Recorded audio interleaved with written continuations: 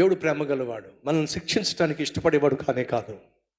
కానీ తప్పు చేస్తున్నప్పుడు దేవుడు హెచ్చరిక చేస్తున్నా సరే మనం వినకపోతే వాయించేస్తాడు.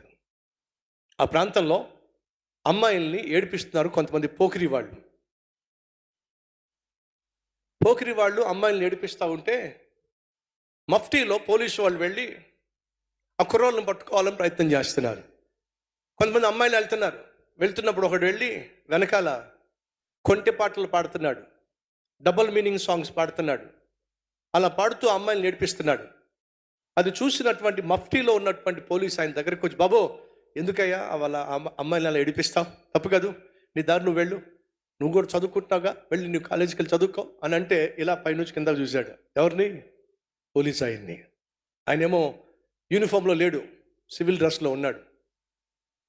అమ్మాయిలు వెళ్తున్నారు, మళ్ళీ వీడు కూడా వెళ్ళి మళ్ళీ కొంటి పాటలు పాడుతున్నాడు, సరసోక్తులు విసురుతున్నాడు. ఆ పోలీస్ ఆయన వచ్చి, బాబు ఎందుకయ్యా వాళ్ళని అలా ఏడిపిస్తావు, డబుల్ మీనింగ్ మాటలు మాట్లాడతావు, నీ దారులు చూసుకో బావా అన్నాడు.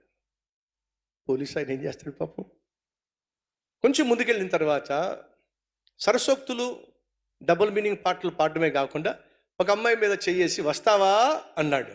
అలా చెయ్యి వేసి వస్తావా అన్నాడు లేదో, ఒక బలమైన హస్తం వచ్చి మామూలుగా కొట్టలేదండి, గోప గుయ్యమంది. ఆ దెబ్బతో కింద పడ్డాడు.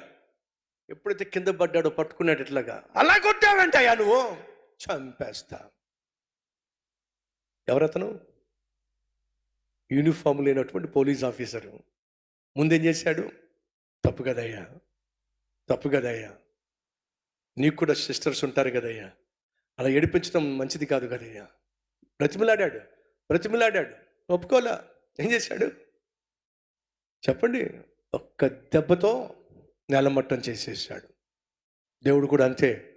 మనం తప్పు చేస్తున్నప్పుడు, పాపిష్టి పనులు చేస్తున్నప్పుడు, దేవునికి దూరం అయిపోతున్నప్పుడు, ఇష్టానుసారంగా జీవిస్తున్నప్పుడు దేవుడు ఏం చేస్తాడో తెలుసా? హెచ్చరిక చేస్తాడు.